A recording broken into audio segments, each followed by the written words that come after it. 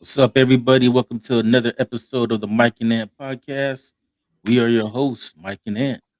And on today's episode, we're going to be talking about what's going on in the NFL. A lot of trades happened this week and a lot of cuts as the free agency is upon us and we are 1 month away from the draft. But before we get into all that, Mike, what is good? I mean, things going good. Our Rams are making moves. We signed most of the players we need re-signed. Brought in a cornerback already. Think we might have gave up too many draft picks, but we'll get into that later. But I mean, my week's going good.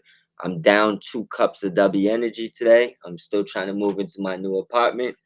For anybody that needs that energy, make sure you hit the QR code, run on over to W Energy, put in the code Mob Squad 508 for 10% off. But how are you feeling about these trades? I guess we could dive into the Crosby situation first. Probably the biggest news. Yeah, the Ravens and the Raiders, they try to sneak it in there late Friday night. But the Baltimore Ravens, they traded their 14th, they had the first round pick this year, which is 14th overall, and they trade their 2027 first round pick to the Las Vegas Raiders in exchange for Max Crosby. Mike, a couple weeks ago, we talked about it that there was reports that the Raiders wanted two first round picks.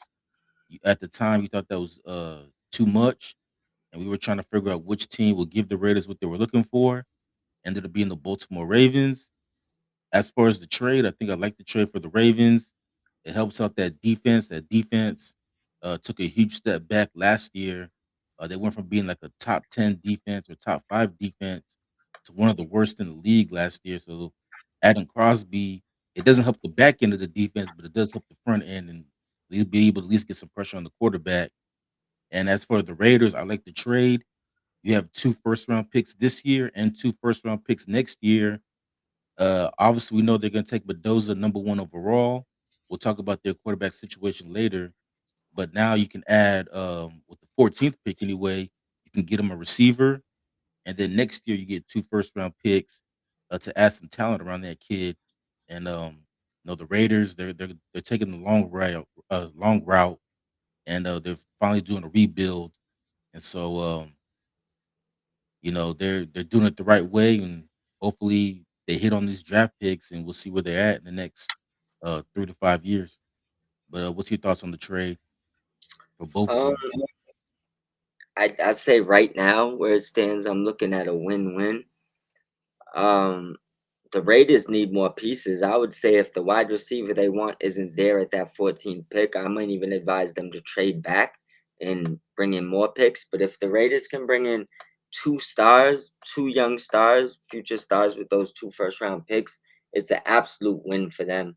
2 guys that have 4 years and a fifth-year option where it'd be cheap salary versus obviously Crosby's an expensive talent, worth it but expensive. Um, for the Ravens though, I mean, obviously you're bringing in one of the most elite pass rushers in the NFL.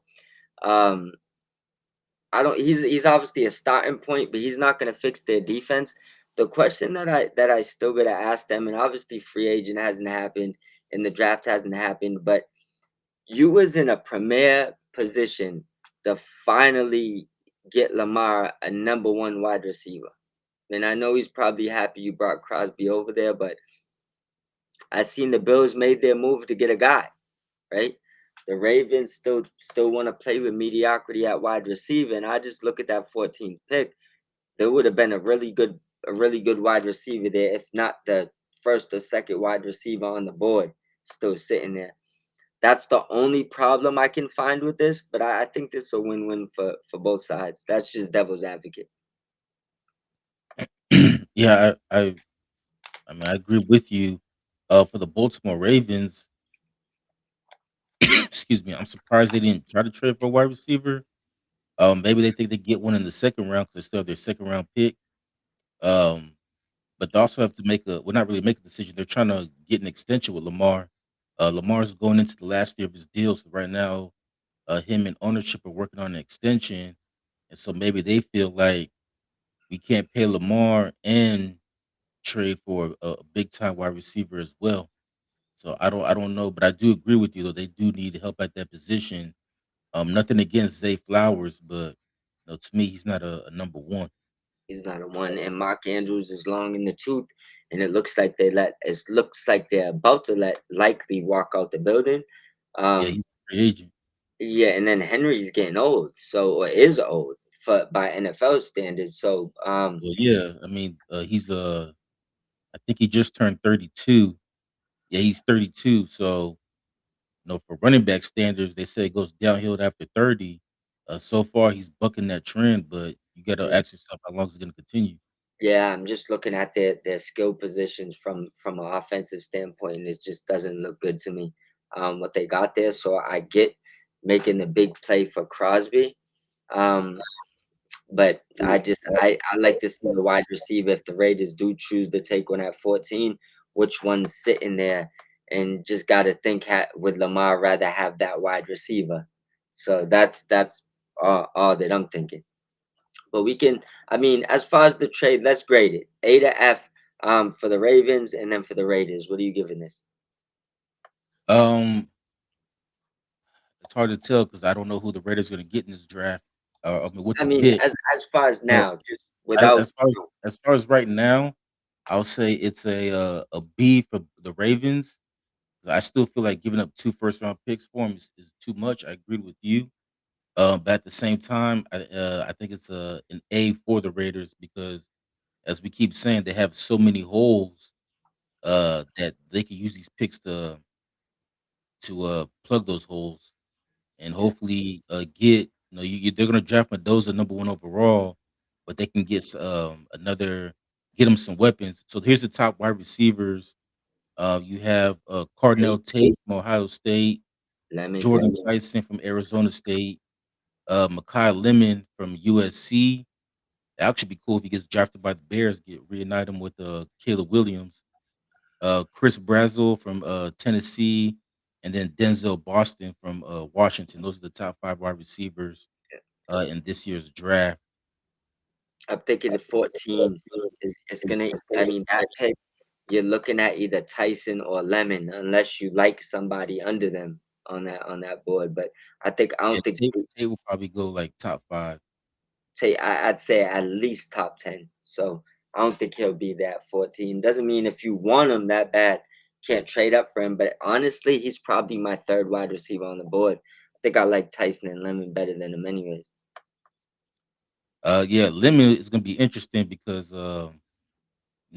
from there's reports that he rubbed a lot of people the wrong way at the combine last week Mm, with his interviews and the way he was moving his body, and I I don't believe know. I so. mean, it was kind of weird, but I mean, if you think the You know, kid's talented, you draft him. know what? You know what I think that is. One, look at his on-field play, special. No complaints from any of his coaches or teammates. The kid's not comfortable doing interviews. If you can't see that, it's like, bro, he was in like panic mode. Was not comfortable. You know what I'm saying? So that if that's your concern, you don't want to win football games because look, just don't interview him. It's similar to probably why Marshawn Lynch was like, I don't want to talk in the beginning, and then he just got comfortable being an asshole, right? But the kid wasn't ready for that interview. You know what I'm saying? You could tell he wasn't comfortable. He couldn't stay still. Um, that's all that was. Did he look like a bad kid? No. Was it a little weird? Did it come off awkward? Yeah, that's what happens when you're uncomfortable. Um, I don't think that.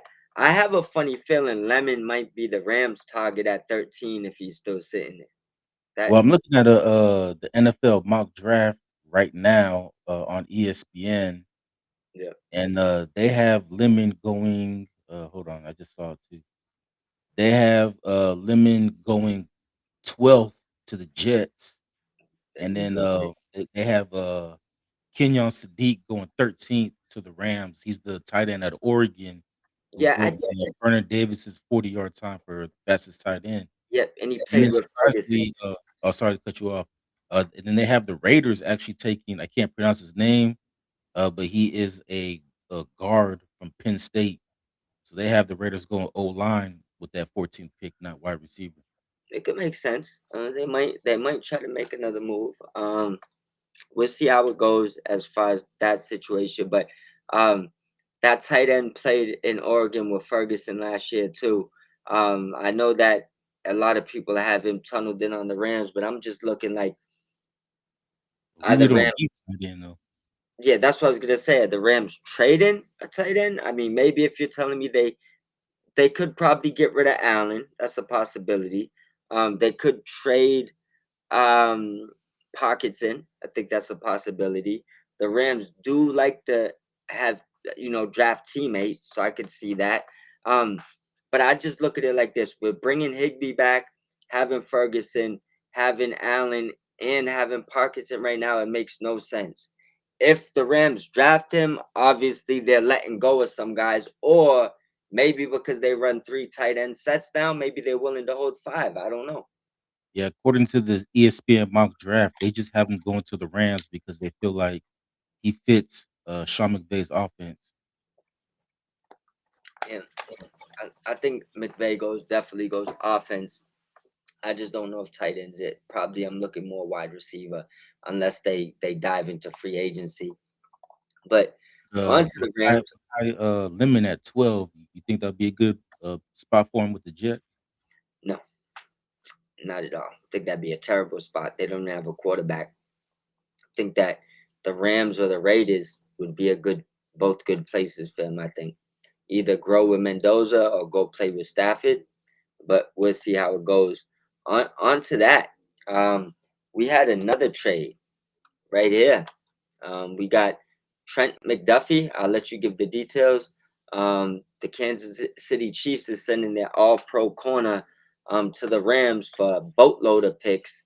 Um, how are you feeling about first? Let them know the compensation, and then let me know how you're feeling about this. All right. So Mahomes said it best on Twitter when the trade happened. Damn. But Dang. the Rams are trading their 29th overall pick in the first round, and they're trading their fifth and sixth round pick, and they're trading a 2027 third round pick to the Chiefs in exchange for Trent McDuffie, who's on the last year, excuse me, of his rookie deal, which means the Rams would have to um, either give him his fifth year option for 2027, or they're gonna have to work on an extension. So it could be a move for the Chiefs in the sense that we don't want to pay him, so we'll just trade him now since he's on the final year of his rookie deal, and just get some compensation in return instead of just let him walk next year for nothing. But for the Rams, well, in the short term, I think it's a great trade for the Rams. We talked about it all last season about their struggles in the secondary. So that shores it up. At least now they have a number one corner who can lock down the other team's number one wide receiver. And then for the Chiefs, I think it's a great trade for them. They're another team that now has two first round picks, and they get a fifth and a sixth this year, and they get a third round next year. But for the Chiefs, they're in an interesting spot. I look at them kind of like the 2009 Patriots, where they're kind of in that transition mode where a lot of their guys were retiring, but they were able to replace them with guys like Gronk and Aaron Hernandez and Devin McCourty and Julian Edelman and started like a whole new dynasty. And so the Chiefs are kind of the same situation. They really have the quarterback, but the pieces around that quarterback are starting to get old. And so now they can use these picks to kind of get some younger players in there and start like a second, not so much a second, maybe a second dynasty in Patrick Mahomes' second half of his career, as Patrick Mahomes is now 31, so he's getting older, and he's now entering that second half of his career, the second back half of his prime, I guess you could say. So I like the move for both teams. In the long term, though, it'll be interesting to see if the Raiders, I'm not the Raiders, but if the Rams just made the trade just for this season, or do they plan on signing him long term since he is in the final year of his rookie deal? Mhm. He does have he has a 5th year option, right? They could use the fifth year option on him next year if they can't get a deal done. Yeah.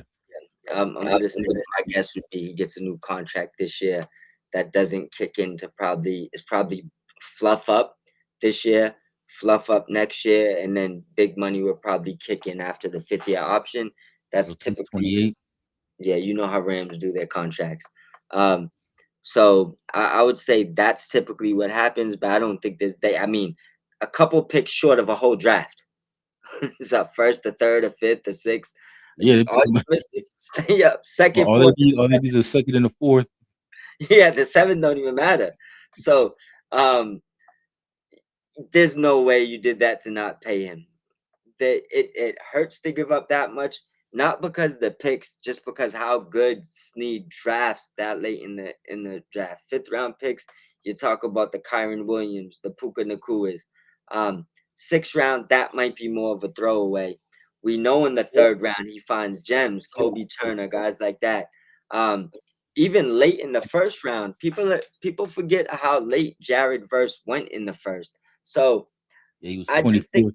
yeah, so I just think so and you know that second pick with it was in within range to add one of those other picks to move up a few spots. So I think they gave up a lot. I hope that it works. As far as I know, he plays inside and outside. Um, I'm assuming they want him more for the outside because we re-signed Connell Lake. So obviously, love the fact that we seen. I mean, I seen we re-signed Cameron Curl too. So now I feel like with Forbes, McDuffie, we're probably one cornerback short of a real good cornerback room, I believe. And I still believe we probably bring back Kobe for depth. I know Williams retired. As so for the Rams, I feel like they're the only team rich enough with a good enough team to afford this, but I do believe they overpaid. For the Chiefs, I mean, you obviously got to wait to see the picks they get, but look at it from a perspective like this. Even though I read that Mahomes thinks he'll be ready week 1, right? And that's the timeline they're going for, they probably don't feel that McDuffie is going to move the needle either way as far as winning a chip. It's going to go through Mahomes. Either he has a great season or he doesn't, right? Right. So I feel like they look at it like this. It's not rebuild, it's reset mode. So paying him a boatload of money when you're not sure if you're an actual contender yet just logistically doesn't make sense. So I think for them, this is an A plus. They got literally a whole draft full of picks. The guy they drafted next to him, I believe in the seventh round, the same draft as McDuffie, has started just as many games. So they're still got a corner. You know, they're still all right back there. They have a lot of holes in defense, and paying him at the top of the market, I don't think was going to make their defense, win that many more games. If you talk about a margin of wins, maybe one more game. So I think they made the right move, and I think this works for the Rams. I guess last thing I'll say. Sorry to cut you off. I give the Chiefs a A. I'll give the Rams a B plus for this move. Yeah, and to your Patrick Mahomes point, he's saying that he'll be ready for week 1, Yeah, but the team hasn't said that yet. yeah. So That's we'll why. see That's why I said what it. happens Like, in the training yeah. camp. Yeah, that's why. That's why I said as far as how they're looking at it, you could have a setback. You might not even be ready week 1. This could be by any standard a throwaway season if you do have a hiccup. So putting obviously they could have just picked the 5th year option and extended it, but I feel like to get the offer they got, that many picks, it was kind of like give us a first, third, a fifth, or the sixth, that we'll do it. Joking, and they snap called and said, "Yeah, we'll do it." Shit, take it. You Yeah. see what I'm saying? Good move. Yeah, but I think this could be like a gap year for him. But Yeah, even if Mahomes does come back, I it's still too early to tell because free agency just started. But like, I don't think they'll be as bad as they were last year. But I could see them maybe going like 10-7, 9-8, that range. But the days of them just like going like 15-2 or 14-3 and going to the Super Bowl, I think it's gonna be a while before they get there again. Like I said, luckily though, they do have the quarterback, Patrick Mahomes. He's only 31, so he's not that old. And even if he sits out next year, he'll still be 32 when he comes back. yeah, So I mean, they He could did a still lot so early. People rebuild. don't realize he's still young. Yeah, I know. So actually, sometimes it surprises me that he's 31 because I Yeah, still look at him as that kid, but he's not a kid anymore. and he's accomplished a lot. And he's accomplished more than most quarterbacks will ever accomplish in their life. And he probably got 10 to 12 more years to go if he wants to. It's crazy. Well, that's why I said like Tom Brady because it's kind of ironic, but Tom Brady also tore his ACL at 30, just like Patrick Mahomes did. Yeah, And then when Brady came back, like it took him a couple years before he got back to his MVP form. yeah. So I'm not expecting Patrick Mahomes, even if he does come back week one, it's gonna be a minute before he gets back. The only thing that helped Brady though is he was never mobile to begin with, so it didn't really affect him as much. Uh, You want me to give you another little sneaky little tidbit that ties that whole situation together? Um, when Tom Brady tore that, who was the quarterback that won 11 games to the Patriots that year? They missed the playoffs, but they did win 11 games. Yeah, it was Matt Castle, and the reason I remember is because he went to SC, and it was weird because he was Matt Leinert's backup Yeah, and never started the game, and yep. And now, somehow Bill Belichick still drafted him. who Hadn't played paid him? since high school. Bill Belichick had an eye for weird things like that. Yeah, Um, he liked the oddball or the long shot. I think he really had a thing for that, right? Because the hunger that the long shot, it's like the Rudy thing, right? I think he knows that that comes with the territory. But and what's what crazy is Matt Castle ended up having a better career than Matt Leinart, even though Matt Leinart was the starter in college. Yeah, and purely looked better than him in the NFL too. But what I said that to say this, right? Who's the team that paid Matt Castle after that 11-5 season? Oh, the Chiefs. Yeah. But that's how the mind works. I just had to make sure I loop that back together. So it's funny that it's Mahomes going through it on the Chiefs, you know? But there's nobody coming that's gonna give them an 11-5 record if he go down. Well, see, that's because their backup tore his ACL the very next game in Gardner Minshew. Yeah, yep. And Had like to I finish think it out the was a season with the was it third string quarterback. non-contact? Hey, the mustache was popping for half a season in Jacksonville. You gotta at least give him that. He had Yeah, like a he had the Jeremy hype Lin going. run. Yeah, he had that Linsanity run, and the next year they made him the full-time starter, and then he was so bad, the team was so bad, they ended up getting Trevor Lawrence. Yo, listen, man, listen. Well, let's get into the them boys down in Buffalo. Finally, Well, up in finally. Buffalo, 'cause Yeah, that's Kennedy's team right there. my bad. Up in yeah, Close there you go. close to Up, Kennedy. up, and not even New York, upstate New York, upstate Canada. Um, but they're finally doing right by their boy Josh Allen. Um, DJ Moore could definitely be a one, preferably for me. I think he's a great two, or I mean, a spectacular slot. But to get finally Josh Allen a weapon, I think they gave up a second and maybe another pick. What did the compensation look like? So I'm pulling it up right now, and, the Buffalo Bills, they sent a second round pick, a 2026 second round pick, and, the Bears are giving up, in exchange for DJ Moore, and then the Bears are giving them a 5th round pick in return. So they get DJ Moore and a 5th round pick for a second. Also too, the Bills, agreed to pay 15 of, DJ Moore's $23 million salary. So even though he's no longer on the Bears are still paying 8 million of the 23 million, while the Bills only have to pay 15 million of his salary. Even, So, even go ahead. I was gonna say for the Bills, I think it's a good trade because A, you finally get a number one for Josh Allen, and then B, you kind of get a discount because you don't have to pay his full salary. Bears are Yeah, still paying him, even though it's only 8 million, but still, like you're not paying the full 23. Chicago's still paying him 8 million for the rest of his contract. yeah, So you kind of get him at a discount. So it's a win-win for Buffalo. And we talked about it. The reason why Josh Allen won the MVP 2 years ago now, and then why he received two first place votes in last season, It's because everybody looks at it as like, who's he throwing the ball to?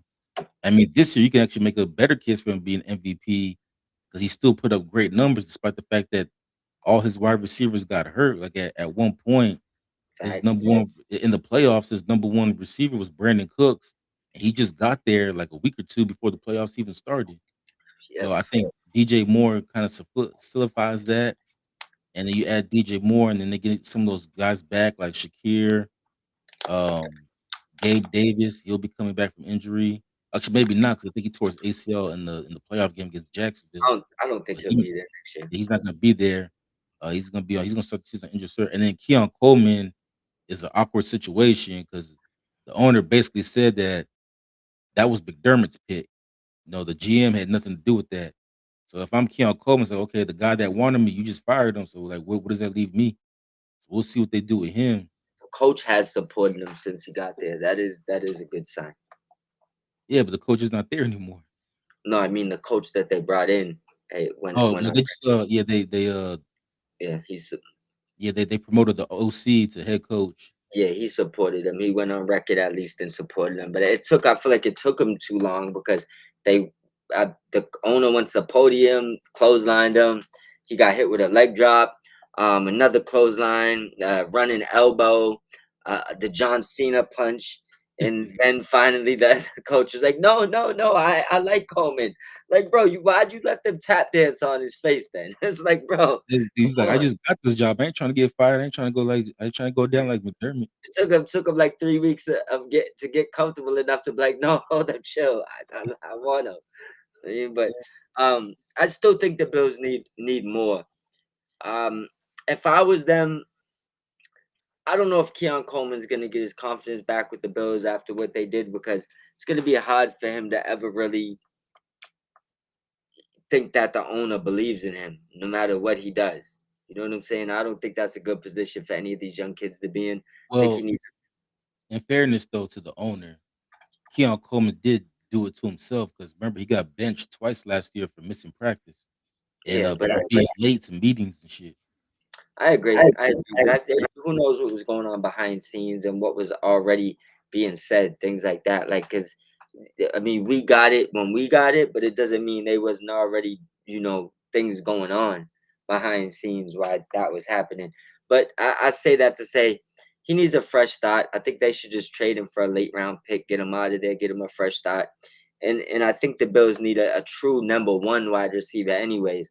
I think that they got two good tight ends. Um, I think that if they had a just throw it out there on the fly, just say they brought in a Mike Evans, right?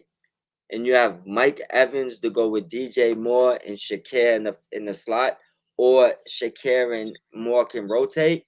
Um, that's what I would want if I was the Bills or the Bills fans because DJ Moore, although he is a one, I don't know if he's a true one in this league right now. You know what I'm saying? So I might want him as my two. If you're well for Shakir, I think he should be in the slot 'cause he's only like 5'9". But if you're the Bills, do you think about bringing back Brandon Cooks? Absolutely not. No, because you just got the younger, better version of him in DJ Moore. So I wouldn't. I think the Bills already have that problem of bringing in wide receivers that are too similar, and that doesn't work for me. So I'm gonna say get a true one to go with DJ Moore because he'll always be your mismatch on a cornerback two. And I know Shakir is the better slot guy, but I've seen him play the two. So just the ability of them being able to rotate is a good thing. But I would keep him as the three in most situations. But I would want to move DJ Moore around the field to create mismatches, and that gives you two mismatches if you have a true X, but you need a true X to be able to rotate them other two guys. Yeah, and But I like the trade. I'll say this too. Like I know because of the trades, a lot of people are picking either Buffalo or Baltimore to win the AFC. But to me, the wild card is still the head coaches because these are two first time coaches that don't have experience. And I also too I didn't understand the hires either because Okay, for the Bills, you promote Joe Brady, who's the OC, but it's kind of like keeping the same as McDermott. You're not really, you're not getting one of like a. It's not like a Buccaneer situation like 20 years ago where they fired Tony Dungy and then traded for John Gruden. No, instead you just like that'd be like firing Tony Dungy and just promoting the OC.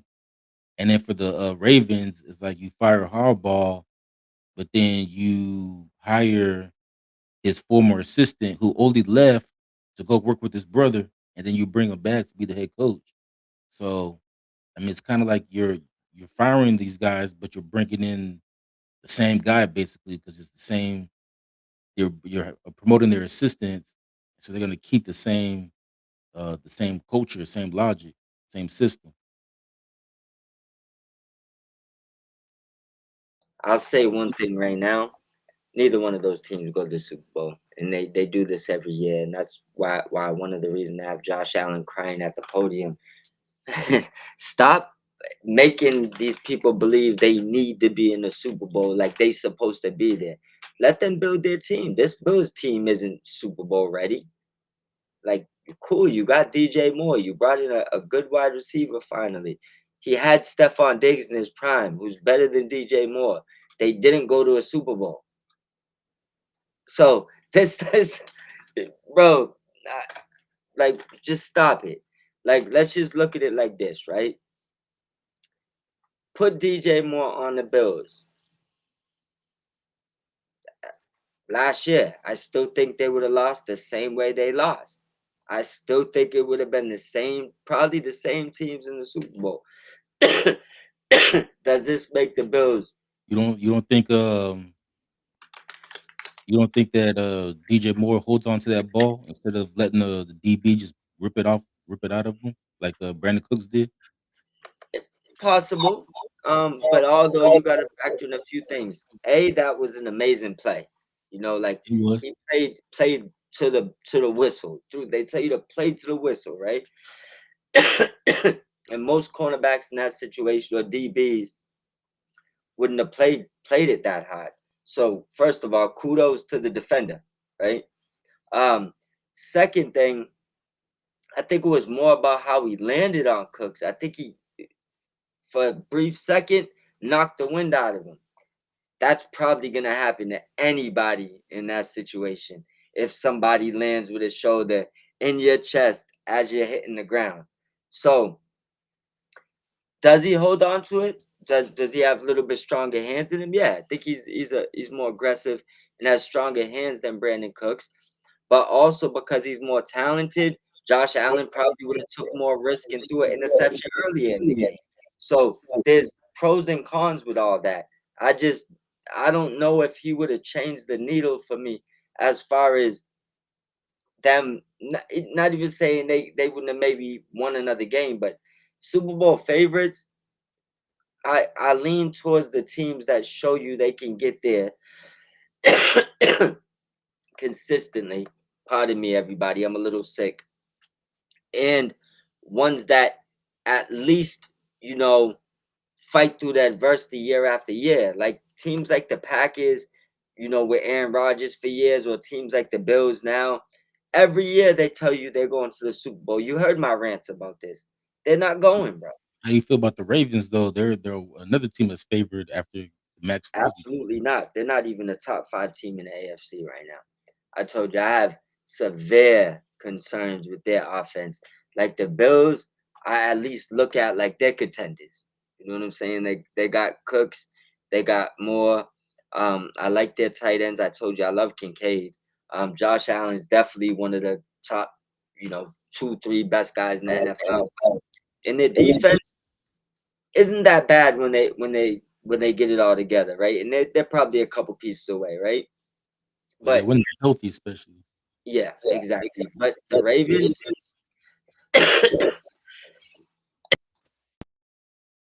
you owe that tight end. You're letting your younger one walk. You still don't have a true number one wide receiver.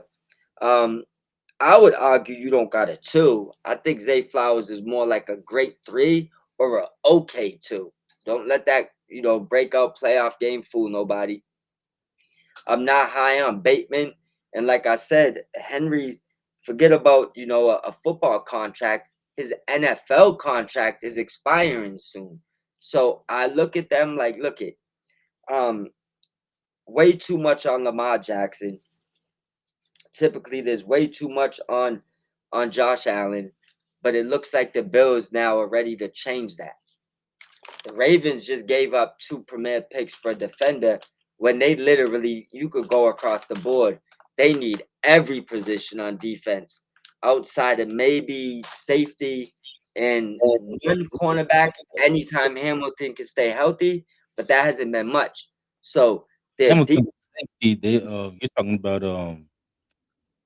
Humphreys. No, my bad. Without, I didn't even mean cornerback. I'm saying DBs. I'm putting Oh, all four of them, all four of y'all guys. They, I like Malachi Stocks. He's young, potential there. I like Hamilton. Um, Humphrey, yeah, but another same thing. They're two the two sure bets in there. And mind you, when I name Malachi Stocks, he hasn't did anything to show you he's gonna be great yet, right? I just like the potential there. So we'll go to Humphreys, we'll go to Marlin, and we'll go to Hamilton. They just they can't stay healthy. When healthy, both are elite guys. You see what I'm saying? Um, Humphrey's so elite, it allowed them to to adjust things in their defensive back, right? But your best thing you could have is availability, and them guys haven't had much of it. So I don't know how much Crosby changes that. And I look at their offense like, bro, you got nothing. You don't got nothing over there besides an undersized, great wide receiver three and an aging running back. And then you got one of the top quarterbacks, cool. But it's time to stop expecting him to do everything. yeah, I still think, Cincinnati's the best team in that division. It Yeah, just depending on if Joe Burrow can stay healthy. yeah. These are the things I tell you, right? So we'll put the Bills and the Ravens together right now, and I name off a few teams, and just going off even after these trades, which ones do you think they're better than? Do you think that um right now just stick to like this? Fully healthy. Are you confident enough? And I'll start low. Even though they went to the Super Bowl and overachieved, do you think right now you could confidently say these either one of those teams are better than the Patriots right now? Nah, All right. What about the Broncos? maybe because I even last year I thought Broncos are kind of like a shaky one seed because they won a lot of games that I feel like they shouldn't have won. They got lucky.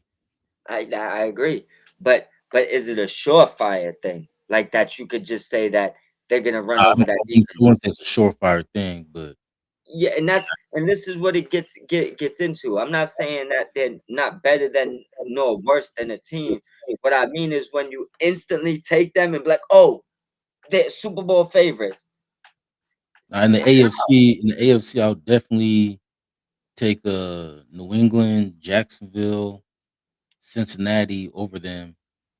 Um, Houston defensively, but I think CJ Stroud is still going to be the weak link of that team. Yeah, I mean, even and you got to think about it like this. We don't know what the Chiefs look like if Mahomes comes back healthy. Um, there's always a team that flips things around. Chargers are a pretty good team too, but if Yeah, the they're another Raiders, one too, if they could stay healthy. yeah, and then if they all they need is their offensive line to stay healthy, specifically Joe Alt, and I think that they'll be okay. Um, I- I'm gonna go on a limb here, and I'm not saying this is the team, but there's always a team that goes from bottom to top, right? Um, how do we know Mendoza ain't really who they think he is? They pull in the top wide receiver because remember they got Genty, they got Brock Bowers, bro. If they get an O line and they pull in a couple wide receivers, Well, they still they. need help on defense too. But do you see what I'm telling you? So Yeah, when they just try to insert the Bills as the favorite, I look at the AFC like that shit's wide open. Like the NFC, you I think is more adequate for you to pick maybe three teams. Like you might have a definitive favorite in the NFC, right? Between three teams. There's no favorite in the AFC right now because I don't believe the Patriots are the favorite. They don't got Diggs now. We'll see what they do as far as trades or the draft. I don't think the Bills are the favorite. I could see any one of these teams going to the Super Bowl. That's my problem with people trying to throw that on Josh Allen. And I feel like that's why that weight's always on his shoulders. It's like they're all good. The Bills ain't a dominant enough team for you to assume they're just gonna, run through the pastures and run over these teams. They're not good enough. Yeah, I think, excuse me. I think Josh Allen's kinda like this generation's John Elway, because I remember when I was a kid, and when I was a kid, it was, like, kind of towards the end of John Elway's career, Yep, but John Elway was so good that the Denver Broncos are always the favorites to win the AFC just because they have John Elway, yep. and it literally took him until he was, like, 38 before they finally broke through and won something. They did the same shit with Aaron Rodgers. They, I don't know, man. They was doing it in early in Jordan Love's career. I was Like about to say the back Packers was weird about the Packers, they're still doing it now, like, the Packers every year is the favorites to win the NFC even with Jordan Love. It makes no sense. And this is why it's like, yo, these teams must pay for crazy promotion or something.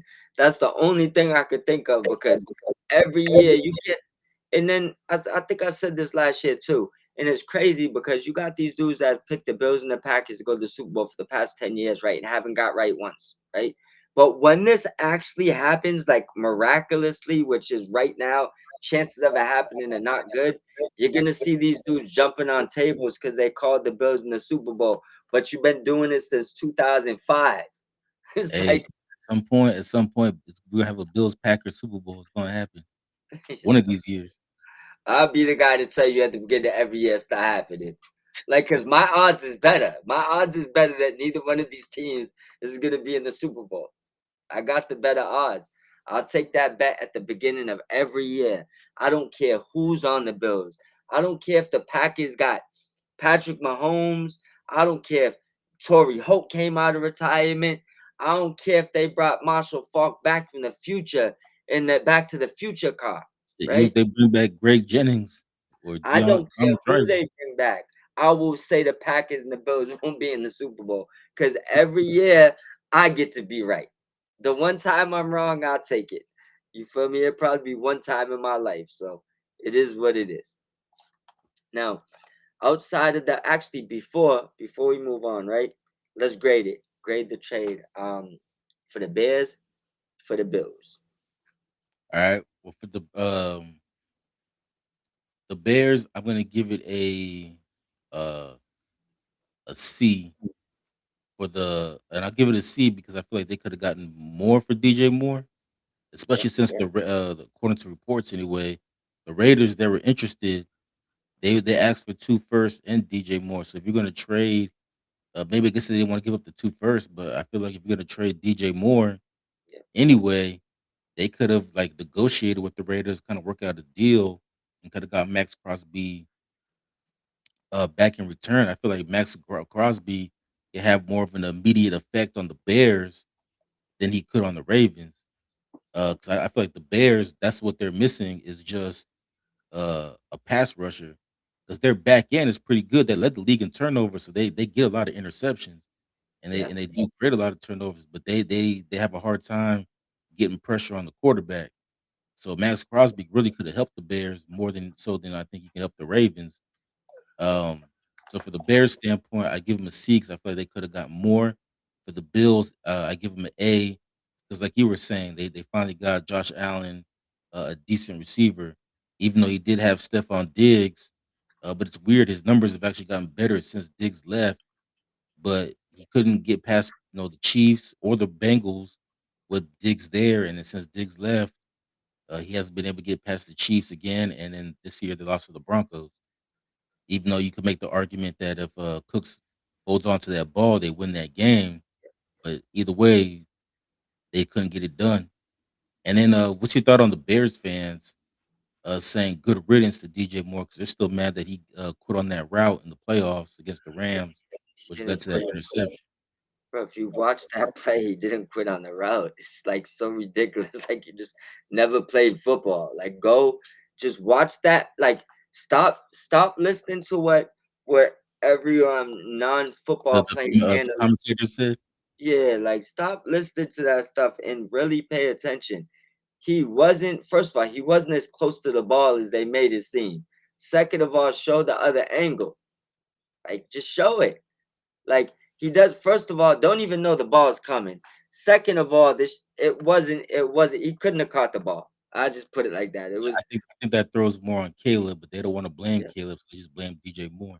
yeah. But here's the truth to everything, right? Let me first I'm gonna bypass what the fans are talk about because I think that's the most stupidest shit ever, right? But I'm gonna say this. This is a F for the Bears. This is a complete F. And I'm gonna tell you why. You brought in DJ Moore when you had Justin Fields. You gave up a lot for him. I believe it was a first, if I'm not mistaken. You paid the man. Um, he's still the best wide receiver over there. You can't tell. I'm saying the Doomsday won't develop to be better than him. He's not right now. Now you brought in your franchise quarterback, and from day one, he never developed chemistry. Great chemistry with your number one wide receiver. We could get into timelines and a bunch of other shit, how he was cool with Fields and other things, whatever. But as a coach, this is a F. As an offensive coordinator, this is a F. The Bears are better when DJ Moore is involved. So you giving up DJ Moore in the fifth, there's nothing, and I'm gonna say it right now. And you might be able to pull a sleeper, but let me just say specific. There's gonna be no wide receiver that goes in the second round that's as good as DJ Moore. This is gonna be a loaded first round of wide receiver. They're gonna go in the first. Well, for the Now, Bears, I don't think they're gonna draft a wide receiver. I think we know Caleb has great chemistry with Roma Doomsday, but I think they're Burton. very confident in Luther Burden and Jaheed Walker. Yeah, I believe in that. Now, let me take it to the second point. First, that's why I said, let me specifically say wide receivers. I don't believe that they hit on that second round pick anything close to what the play of DJ Moore. I don't care if you go cornerback. I don't care if you go safety. I don't care what you do. I don't expect you pulling in a Pro Bowl caliber player. That's just my opinion. I could be wrong. Um, for the Bills, the only thing that's not making this an A plus is because the second round pick, I guess, is a high pick if you're valuing picks. I'm not one of those guys. I'm a F them pick guys. So I'll give them an A for the people that don't like to give up high picks. But for me, this is an A plus. That's all I'll tell you. For me personally, to bring in even a great wide receiver too for a pick that's a shot in the dark is always going to be an A plus, and that's why the Rams win these trades most of the time when they do things like this because you're giving up something unproven for something proven. It's an absolute win for the Bills, and it's a loss for the Bears because now you have a second round pick that you have no idea what it's going to be, and you just got to hope and pray. Yeah, and say a bit of myself. Yeah, it's like good luck. Now, as far as other free agents, I guess ones that are not signed, we could get into a little bit of the rumor mill. Well, before Um, we get into the rumor mill, though, let's talk but about the guy who got cut. So the one that surprised me, but the more I think about it, it's not really that surprising, and that's Kyler Murray. yeah, Uh, we heard that the Cardinals were going to try to trade him, but there are also rumors too that they tried to trade him at the deadline. They couldn't find anybody to make an offer, and so at first I was surprised by it. But then now that I think about it, the more that I think about it, I'm not surprised because if I'm one of these teams, yeah, why trade and take on that contract when Arizona's going to cut him? And then because Arizona cut him, what it does now is that that's Arizona still it. has to pay him his guaranteed money, which means That's whoever it. signs Kyler Murray, they could just sign him for the league minimum, which is like, you know, $1 million or 900,000, whatever it is. Yep. and so you get him at the cheap, and then Kyler Murray's not really tripping because he's still gonna get his money from Arizona, even though he's no longer on the team. So I think it was a great. I think that's why nobody made an offer for him. Yeah. But with that being said, who do you think should sign Kyler Murray? All right. One thing I want to just throw in there quick, and then I'm going to dive into Kyler because we're getting off the things. There was two signings we didn't mention, maybe a few more. Khalil Mack re-signed a 1-year, $18 million contract, and Danielle Hunter signed a 1-year, $40 million. Lord knows what the Texans are thinking. $40 million. That seemed like overpay, but those signings Oh, did happen as well. speaking of Bills, they re-signed their center, Connor McGovern. Yeah, and the Rams did re-sign Cam Curl for 3 years, 36 million. Higbee 2 years, 8 million. Um, Quisenberry back on 1 year, probably a vet minimum. And I think there was one other re-signing going on over there. We'll dive into some other small signings before it ends. But the best team for Kyler Murray to sign to would be the Vikings, in my opinion, um, and let him duke it out with JJ. After them, Seems like they're done with JJ. it does sounds like they're willing to trade him, and I think that there's probably a lot of teams that'd be interested. If I'm Jim Harbaugh, that's your boy. Why not bring him in to be a backup for low cost? You know what I'm saying? And then if once you feel he can start, trade Herbert to the Rams. All right, but I'm just saying. Now, off of that, I'm gonna go with the Vikings. There's one thing that I want to say before I even get into the few other teams where I think should be interesting, Kyler, because I think there's probably a bunch of teams that should be interested in him. I made a post about this earlier because this is literally seems comedy to me, right? Kyler's basically been a premier athlete his whole life, right? Dual sport athlete, um, prolific in college. We've seen his highs, we've seen his lows, The but you only know what? player in history to get drafted number one overall in two different sports. Yeah, so you know he's special, right? Um, and I know sometimes teams need fresh starts and all that, but where do you get or how do you get to this place as a franchise where you have someone special signed under a contract? Yes, it hasn't worked. Yes, it's been a lot of reasons. Coaching, offensive line, maybe skill position, wrong fits, whatever the case may be, right? But where do you get where you're gonna release that guy, still pay him. That's remember that part. Still pay him after you release him to go in the Malik Willis sweepstakes when he's not in any sport was he revered as good as Kyler. Not at any time was he revered as good as Kyler. He's already failed on one team, right? Because he's came in service of a quarterback two, three times and looked decent.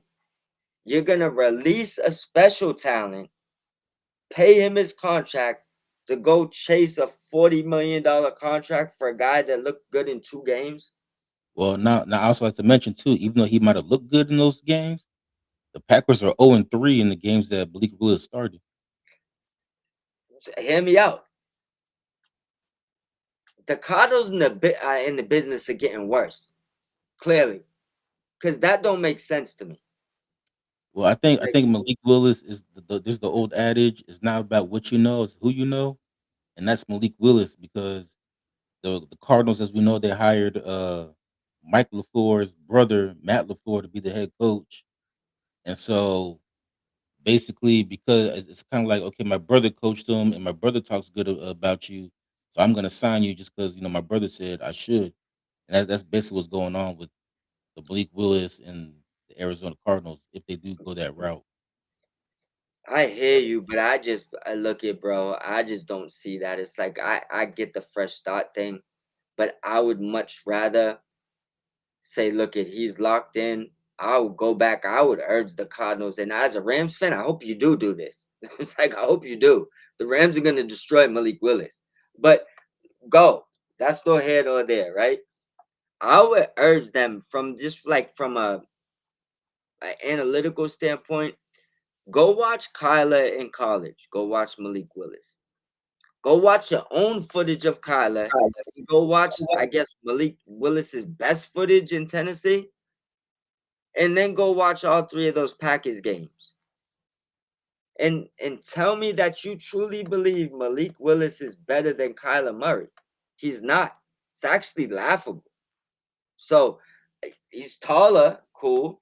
You know what I'm saying? But I just look at it like this. Like, look, this is why teams end up in the space of mediocrity, and you're just floating around.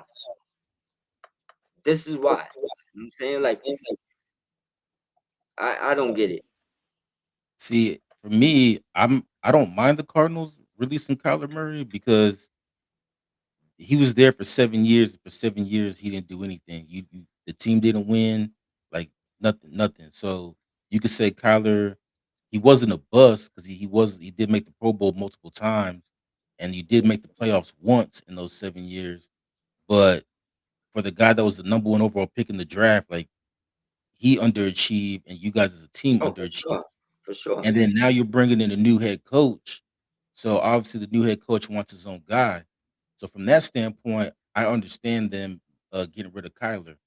What I Yeah, but don't understand is why are you trying to sign Malik Willis? If I was them, I'm running it back with Jacoby Brissett and be entertaining because Jacoby Brissett he balled out last year and kept you guys in a lot of close games. The Cardinals, even though they lost all those games, they're still all those games are pretty close. I mean, even the 2 times they played the Rams, those 2 games are pretty close. But, yeah, I think that you should just run it back with Jacoby Brissett. You're probably gonna win 3 or 4 games again like you did last year, and then get you a quarterback in next year's draft. Why no, I'd rather take a chance with a Arch Manning or Julian Sayin or Dante Moore than give Malik Willis, $100 million. I'm not paying Malik Willis no $100 million. Like, if I'm a team, I'm signing him for either 1 or 2 year prove it deal. And if I'm the Cardinals, I would have just brought in a coach that is a fan of Kyler. You could have found somebody out there that likes Kyler Murray and could have figured out ways to make it work. But I believe that the Vikings are gonna reap these rewards, and I think they're gonna get Kyler over there, and I think the Vikings are gonna win a lot of games next year. So, and I don't think the Cardinals will. I think they're gonna lose a lot of games next year. So, and it's not even guaranteed you get Malik Willis. I just don't understand the chasing a lesser than player. It doesn't, just doesn't. When you're getting rid of one, tell me you're upgrading. Like, instead of going and paying Malik Willis $40 million a year, like, tell me that you're about to offer the Vikings seven first round. I mean, excuse me. Tell me you're about to offer the Bengals seven first round picks for Joe Burrow. You know what I'm saying? Like, that would make sense to me. Like, but going for Malik Willis, I mean, I don't see this like any type of upgrade. I see it as a severe downgrade.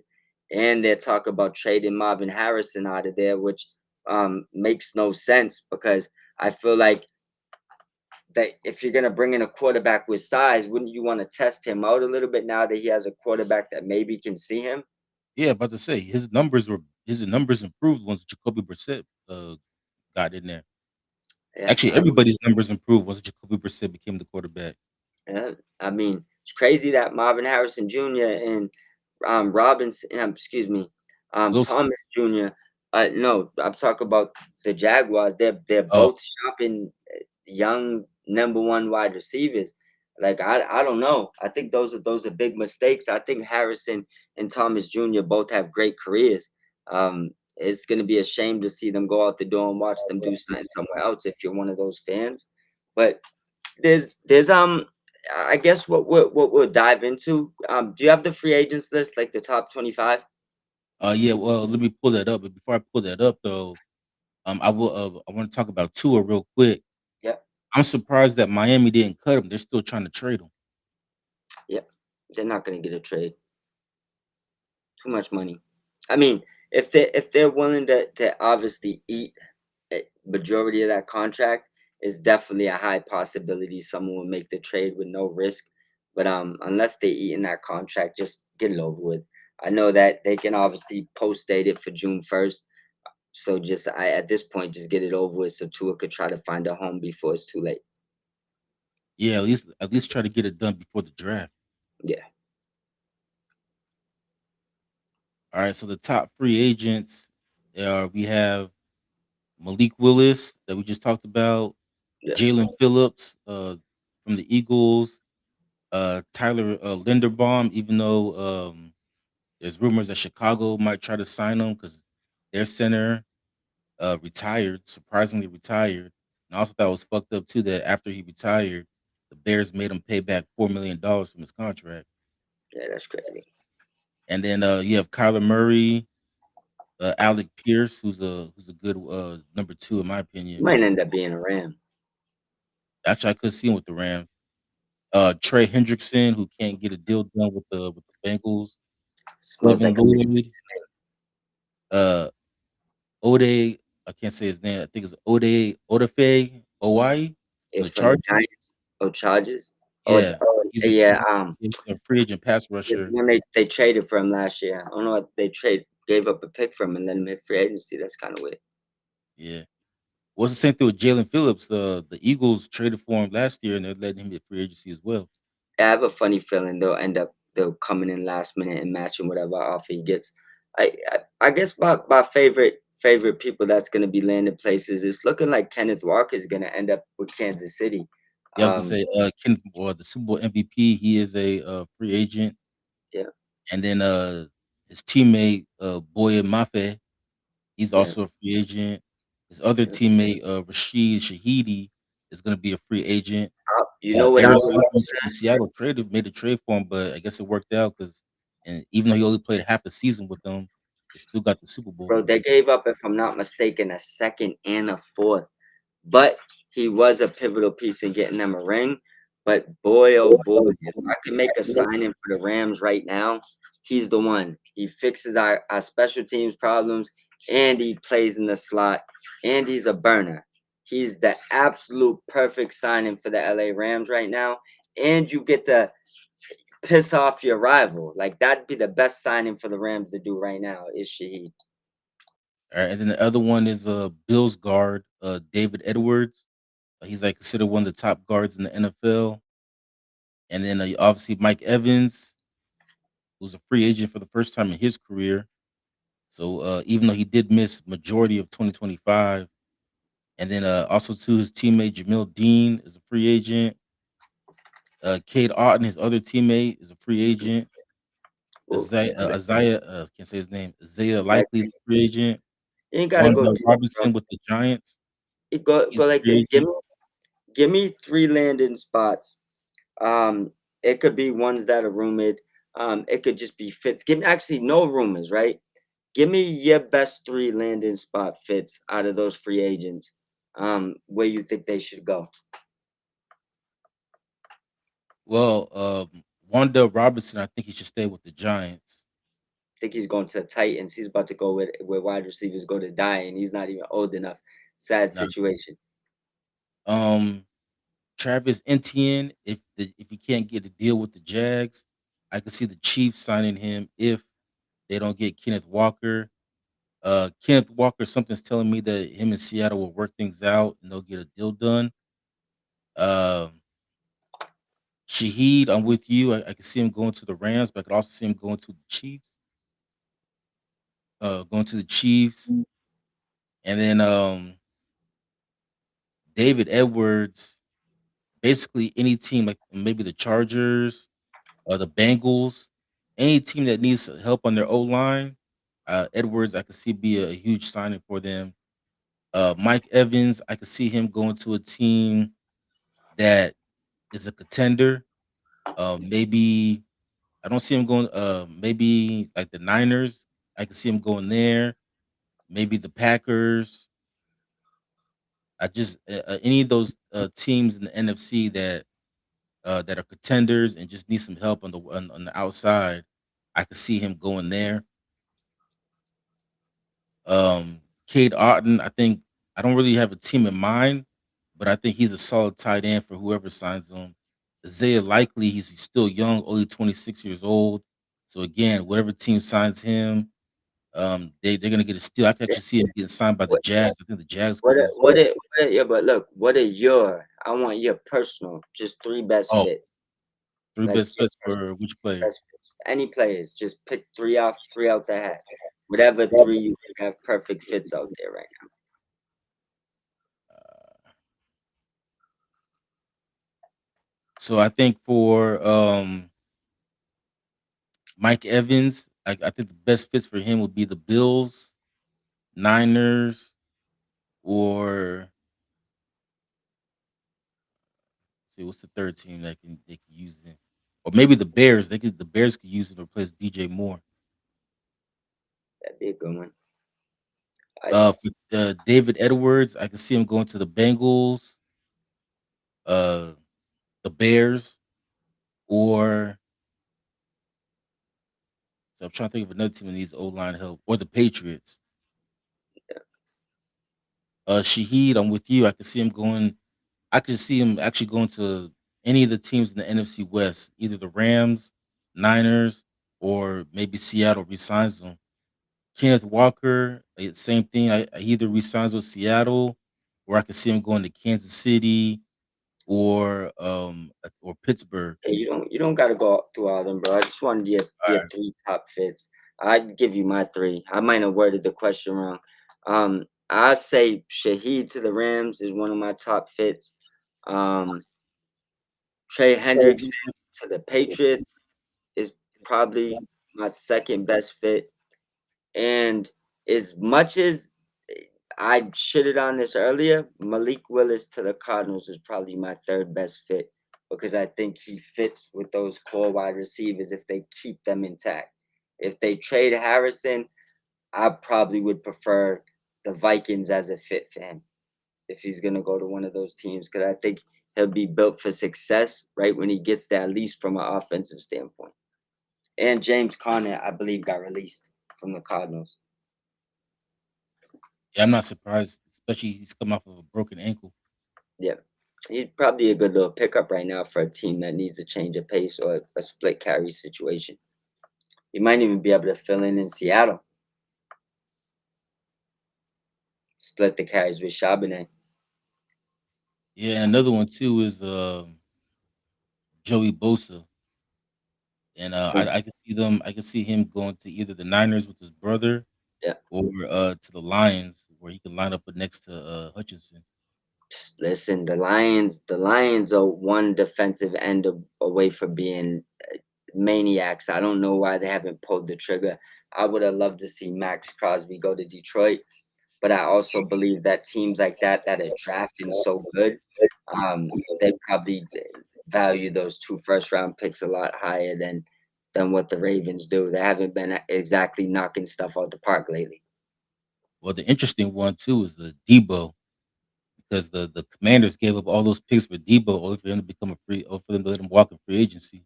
Yep, and it looks like Um, he's going back to San Francisco. Hey, the Niners like, hey, we told you Hey, well, to be fair, you gonna miss us when you're gone. they're making a low key trade because here's the thing: if things happen the way that people are saying, Debo Samuel is going to reunite with the 49ers, right? And Ayuk is going to get released, and he's actually going to sign with the Commanders. And not to mention they still have those picks from the Commanders. Yeah, yeah. So we got that play. We got a little trade going on here on the low, on the low. But it is what it is. Um, I just love to see the fact that the 49ers are dysfunctional as fuck right now. It actually makes me smile. So I don't care about the other stuff. As far as any other free agents, what did we miss? Did we miss any signings, any small talk, anything like that? So let me see any signings. Like I said, the one I just saw was the Bills signing their re-signing their center Yeah, Connor McGovern to a 4-year, $52 million deal, making him one of the highest paid centers in the league. You mentioned it earlier, but Cameron Curl signed a 3-year deal with the Rams. yeah. I don't think we missed much. There's a few people that's up for trade. There's a few people that got, I know Pickens got tagged, Kyle Pitts got tagged, um, Brees Hall got tagged. I feel like there's a few more tags that I'm forgetting about. The Daniel Bills Jones, Bills cut, Tyler Rapp yeah, and Curtis Samuel. yeah, The Dolphins today released their fullback, Alec Ingold, and, the Texans released Joe Mixon, which is not surprising after they just made the trade, yeah, for, David Montgomery, which we forgot to talk about. yeah. That's a big trade. David Montgomery to the Texans literally changes their offense. Yeah, I mean, Houston, they have the pieces. It's all about CJ Stroud. Yeah, I have never seen a player get worse after his rookie year, and that's what we're yeah. seeing with CJ Stroud. And We've the seen the sophomore slump, but his shit carried on well past the sophomore slump. yeah, and then, like, Houston, they're trying, like, they fired the OC and the quarterback coach. Yeah, But, so we'll see if that makes a difference, but, yeah, I think for Houston, it's all about CJ Stroud. Either and I said this during the playoffs, if I'm the coach, like, just make him a game manager. Your team is talented enough to go to the Super Bowl if CJ Stroud just is a game manager. Like, you yeah, need to be comfortable winning games 13-6 or, or 10-7. facts, big facts, bro.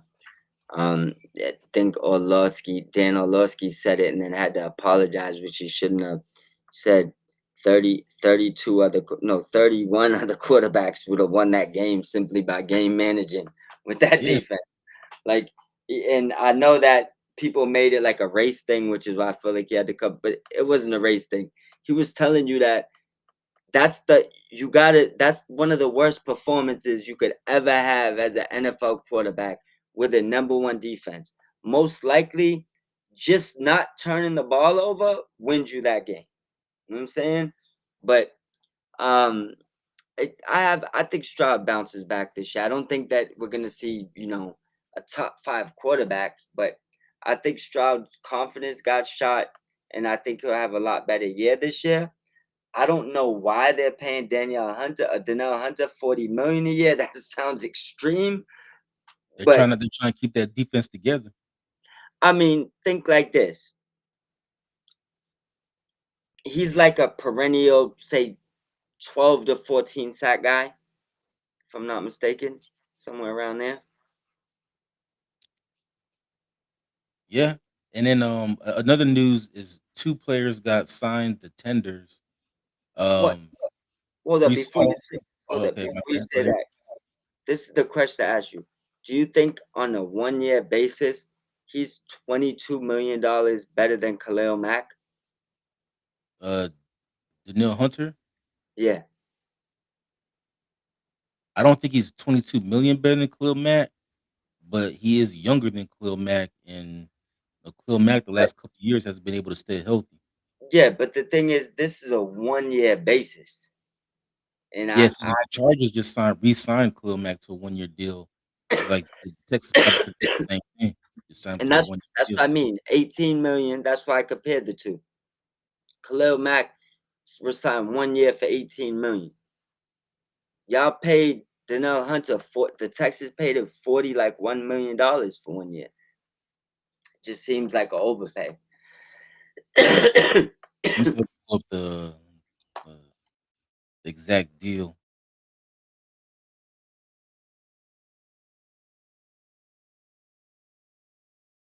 Actually, he's not that much younger than Khalil Mack. They're only, like, 1 year apart. Yeah, that's Khalil what Mack I'm. is Khalil Mack is 32, Danielle Hunter's 31. Yeah, and pull up their last 5 seasons of sacks. Yeah, they gave him a 1-year, $40 million extension. That's crazy. It's like that. I don't know who did that contract, bro. He Dude, must be marrying his daughter. that's quarterback money. He must have married the owner's daughter.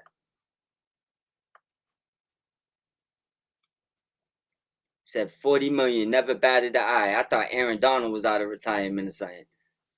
Yeah, so last year, the last 3 years, Hunter led the NFL in sacks in 2023 when he's with the Vikings, was 16 and a half. Yeah. And then in 2024 with Houston, his first year he had 12 sacks. And then last year he had 15 sacks with the Texans. And then let So me he's pull up in, yeah, Khalil Mack's last 3 years.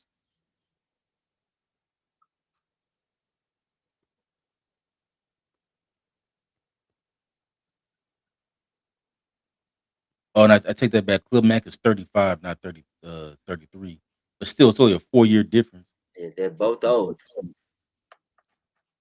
for by football standards, anyways. Yeah. But for Khalil Mack, let's see. So yeah, Khalil Mack his last three. Well, I guess maybe so. In 2023, Khalil Mack with the Chargers has 17 sacks. Actually, I didn't realize he's been with the Chargers now for the last 5 years. I didn't Yeah, realize it's been that long. But yeah, 17 sacks, and then in 2024 he has 6 sacks, and then last year he only had 5.5. But like I said, he was hurt, so he missed most of the season. so all I'm saying is if Khalil Mack can stay healthy, which is obviously a question mark, I don't Yeah, think these guys. his last healthy year he has 17 sacks.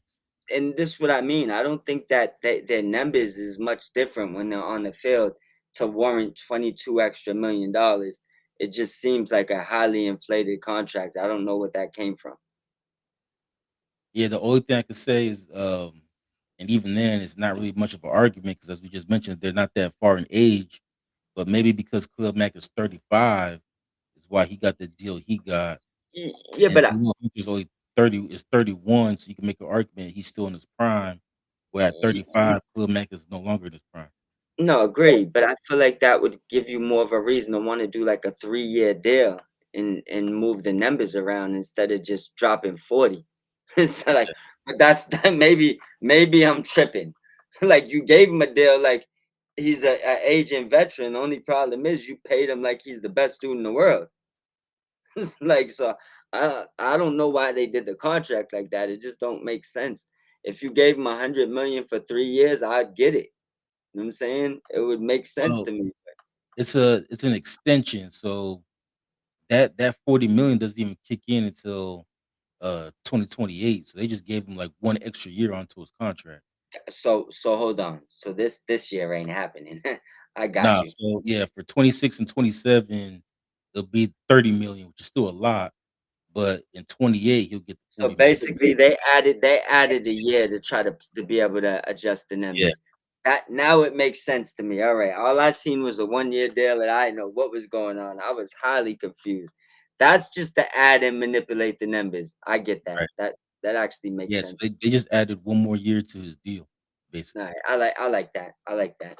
That that changes my opinion on that. But with that being said, anything else you want to throw out there before we jump off?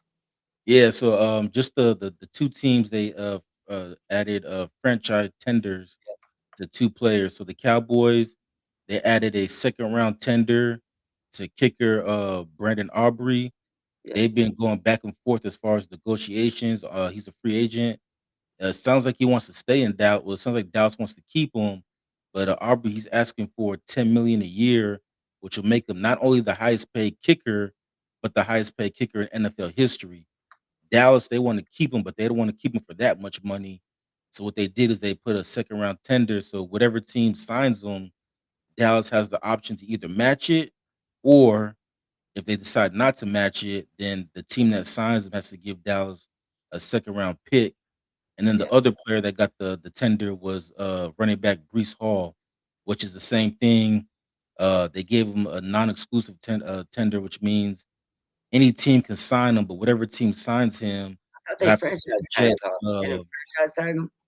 They did originally, and then they changed it to a non-exclusive tender, which means Brees Hall can sign with any other team, but whatever team signs him has to give the Jets a 2 first round picks. Or the Jets can choose to match whatever offer another team gives them. Think they're gonna match it. Think that's the intentions of why they did this. Think they probably just didn't want to. They want to see what the numbers look like and be in control to match it versus him asking for too much and not knowing what the numbers look like outside of the building. Well, I think for Brees Hall, though, he's been asking for like a year and a half to be traded. Yeah, So I think they're saying is like, okay, we're since he's a free agent, we're gonna give you first we're gonna put the franchise tag on you, then we're gonna put the tender. So therefore, if you want to go to another team, we want to get something in return. We want to be compensated for that. yeah. I mean, it'd be dumb for them to let him walk out the building, but we'll see how that goes. And then for Brandon Aubrey, to me, it'd just be interesting to see if any team is willing to give him the money that he wants. No one's giving him $10 million a year. Not even the Rams. Yeah, not. I mean, he's a great kicker. Don't get me wrong, but he's a kicker. Like nobody's paying the kicker Things that could much. go downhill. I'd rather have a mediocre kicker and have my team use that 10 million on a more important position. Yep, excuse me. The only team that's gonna do something like that is a team that's fully loaded and is super super desperate at kicker. It's like as It'll desperate have to as be a situation like the 2006 Colts, where yeah, they felt like they were just one kicker away, and they gave Vinatieri a boatload of money to leave New England, come to Indy, and they and they won. ended up did winning the Super Bowl that year. But it has to be a team like that. But I don't know what team is a one kicker away, especially now these days where everybody does analytics. They barely even kick field goals. The only team that I could see that really would probably overpay a kicker right now is the Rams. So, Yeah, because we had the worst special teams in the league. but the second round pick causes a problem. They're not doing that after they just gave away the whole draft already. You They know what don't I'm even have a saying? second round pick to give away unless it's like another year from a different year. You know what I'm saying? Well, it's gonna be rough. It is going to be rough. What picks the? Let's see. Hold on one second. How many Yeah, I picks take it back. the? Rams do have a second round pick this year. Yeah, they do, right? Yeah. What picks do they still have after the trade? Matter of fact, Hold on. Let me because I pull know it. they got some compensatory picks, so they might recoup some of those. The fifth or the sixth might have been why they was willing to give up that much. So the Rams have the 13th pick, Yeah, and then hold on, I got the full order. So yeah, the Rams have 13, and then they have then they pick 61. that's second, right?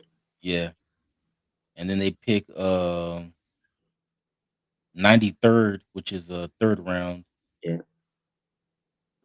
and they still then got their fourth. they don't have a fourth, and then they They don't traded have their a fifth and sixth to Buffalo. So we'd all just have a first, second, and third. Yeah, and then in the seventh round they picked 231. All right, so we don't have a fourth, a fifth, and a sixth. Did they give In the out seventh round compensatory we have picks two already? picks. We have 230. We picked 231 and pick 250. You said what in the third round? No, seventh round we have two picks.